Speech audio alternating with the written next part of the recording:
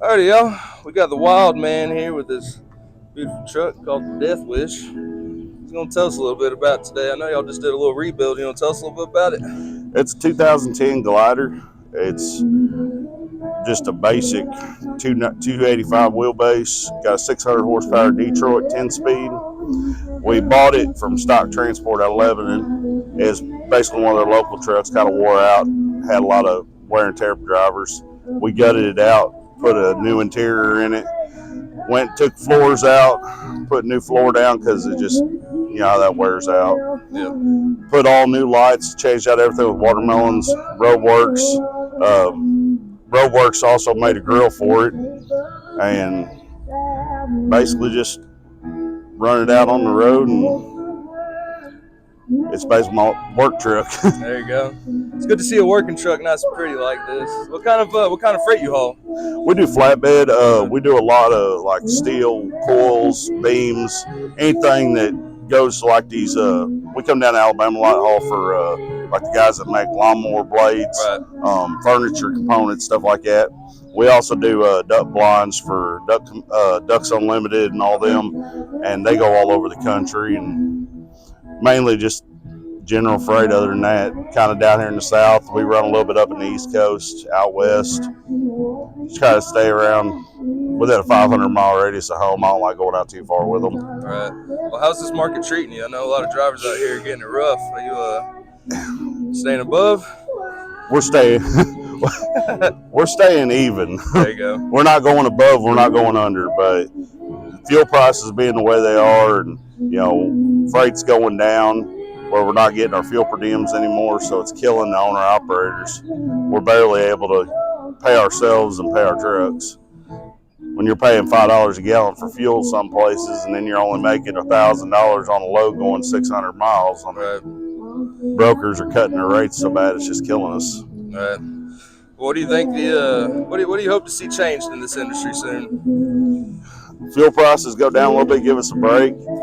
Price of parts on our trucks go down a little bit. I mean, we're paying, $500, $450 to $600 for tires, and freight rates got to go up, or you're going to see a lot more independents going under because the companies that were leased to are going under. Right.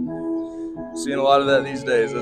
I've been out here 20 years, and I've watched it go up and down. We've been in harder times, like when COVID hit, but back when COVID hit, we had appreciation out here where, everybody's seen what truckers really do. So we got better rates whenever everything picked up. But it's like now with the economy the way it is, they aren't making no money, so they can't pay us. So now we're just. Right. You got a lot of people that are riding that COVID high thinking that money's going to be there forever, it seems like. Well, everybody got that government check every month, and they didn't have to work. And now they realize that, like, she was working at the dollar store, and they cut her hours down, and where she was barely making enough to survive, she was making more on food stamps than she was at work. And and you got all that going on, and then they expect us to get out here and run for free, and it's like, can't do that. No. In a perfect world, maybe, but I like making money. I'm sure you do too, man. We don't do it for free, but we try to get the best out of everything, but flatbeds have been good to us. That's why we've stayed on it. And then, like, back, a few years ago, I talked to Daniel and Phil Snow over there. Mm-hmm. They were the ones that really got me into building classics, because I was going to do a Peterbilt. And I was like, man, everybody's got a Peterbilt. I want to do something different. And I talked to Daniel, and he's like, showed me his classic, and I was like, wow, I can do something different. So I decided to go with a flat top model, not go with the big bunk like they did, because I don't live in mine, but I thought it'd be something different, and it kind of sticks out a little bit. Yeah, absolutely. So I know y'all just redid the inside. What else you got planned for the Deathwish? So Talladega fiberglass, I'm going to get with them boys. They're going to make me some fenders for the back, frame cover, and then we're going to change out that bar in the back to a Talladega bar, cover the frame back there. We're going to do a frame cover up here once we stretch it, get the cover for where the airlines used to be. Right now we got that little makeshift deal. When you move airlines under on an old truck, we keep popping airlines up there when we have to swap out the other trailers. Right. They don't swap back where they don't leak. Then we're gonna probably go ahead and go with air ride on the front.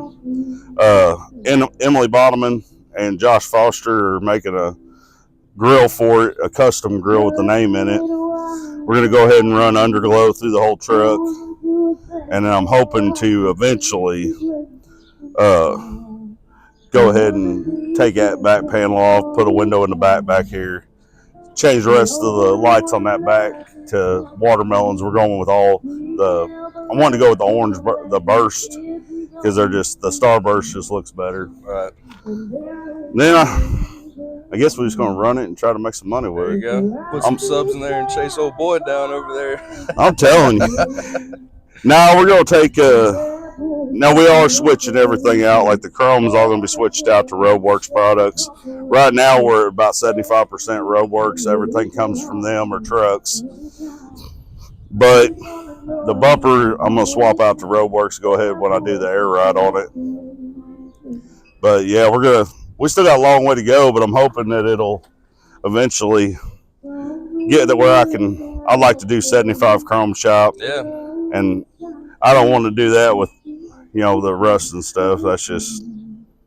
But it takes a while. We started with that, the motor and all that, and we'll get all that tucked away and then there you go. Kind of go that way. And bull snot helps a lot. We've been using bull snot on our windows, our interior.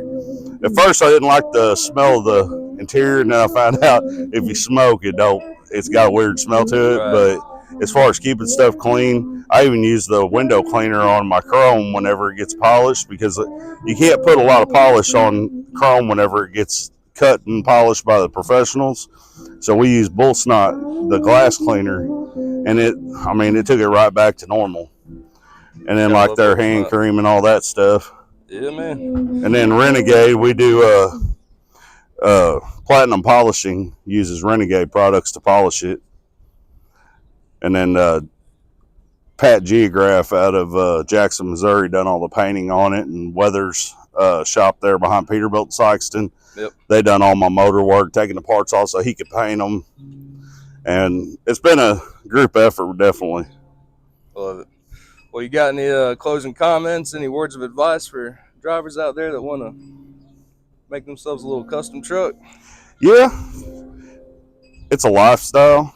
And if it's just a job to you, then you're not going to want to customize. Right. If you're wanting to make a life of it, do it yourself. Don't pay a shop.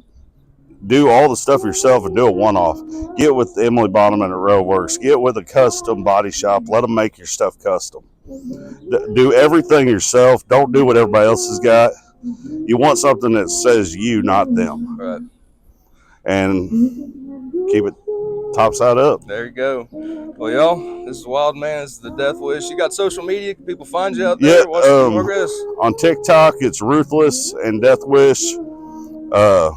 Ruthless Shaker and Deathwish on TikTok. All right. And then it's Tim Sander on Facebook. And I'm always posting videos of what we're doing. I'm actually got another truck I show too. So, all right. And that driver, he's going to start making a TikTok soon, and he'll be showing what he's doing to it too. So sweet. Hopefully we'll have two of them this year down at Searcy, Arkansas at the Jamboree. Or Jubilee. Well, right on. Well, Wildman, appreciate the time, bro. Hey, I appreciate it. Y'all be sure to go check him out. Go check out the Deathwish.